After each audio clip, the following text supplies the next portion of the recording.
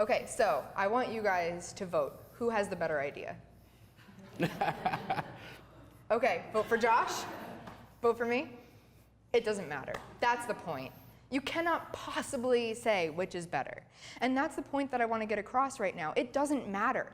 It doesn't matter if his idea is better. If I'm sitting here looking at him like, oh my gosh, he just came up with the best idea and now I don't know what to do because his idea is so much better than mine, then I'm never going to shoot anything.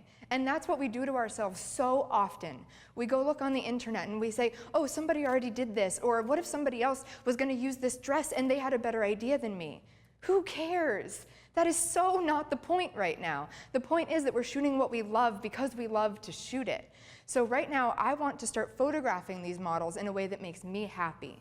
And if it makes me happy, then chances are it's going to make somebody else happy as well. So thank you very much. And I love your idea, by the way. Thanks. All right, so let's keep you here because you're already out. Did you tie yourself? Yes, okay, you're all tied up. So I have each of our models today. We're shooting 3 models, and the 3 models are all wearing very, very different outfits. So I'm going to show you how I would shoot this outfit, this model, on this backdrop. Now, I want to point out something. The amazing thing about this backdrop is that it's going to provide really pretty light. It's going to allow the subject to stand out, and on top of that, it's black. And I happen to have this black stool here. So if I photograph the model on this black stool, well then the stool isn't really going to show up because it's on the black background. So this is sort of like fake levitation that we're going to be doing here. Of course, there are different ways to do this if you don't have a black backdrop, but in this case we can take advantage of that naturally surreal effect.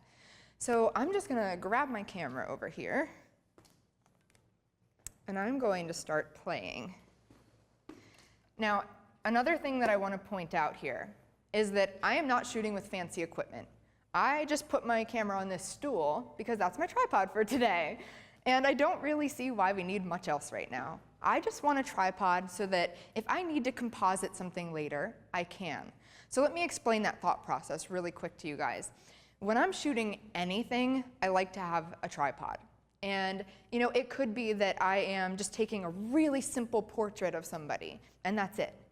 But what if, I've got the model sitting here and I'm looking at her and, I'm taking all these pictures and then all of a sudden I'm like, oh, but what if she just did that and we had a little hair flip going? But I didn't think of that soon enough and the picture that she loves is way in the beginning of that set. Well, I'm on a tripod, so that means that I can composite that piece in.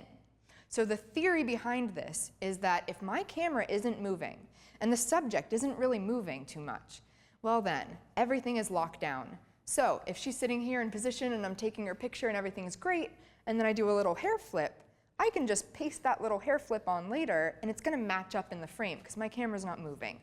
So I'm using a tripod stool today, and that's exactly the reason why, just in case. I don't know if I'll be doing any compositing later. I'm just working on the fly with you guys because I want to show you how I would actually approach this. So I've never taken a picture here. I haven't even shot my camera off yet. So I'm working as I go. So let's get you in here. Now, first thing, I'm just gonna try a simple portrait just to get my lighting right. Because there's a good chance that I'm gonna have her in a highly uncomfortable situation here. So I'm not gonna put her in that situation yet. I'm going to wait to do that until I have my focus and I know that the lighting's right and all of that.